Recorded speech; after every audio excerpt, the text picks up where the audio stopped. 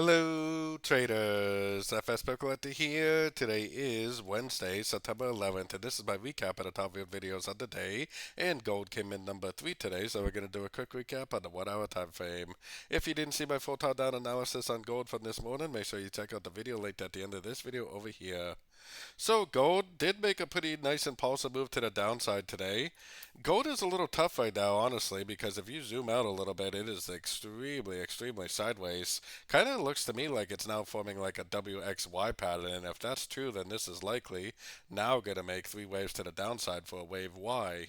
But the problem is that the trend is up on basically all the higher time frames, and when the trend is up on all the higher time frames, you have to keep into consideration that this literally could just keep on going up very easily.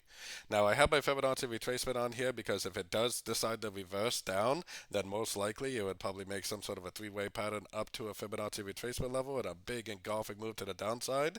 So if you do see that engulfing move at a Fib level, 3 waves up, impulsive down, definitely take it as another sorting opportunity. If you don't see that, then really you probably should primarily still be looking for longs in an uptrend. So, checking out the news calendar for tomorrow, we have a decent amount of news tomorrow also. We got Euro interest rate tomorrow, and they're predicting to change it pretty dramatically, so that could definitely be a good mover.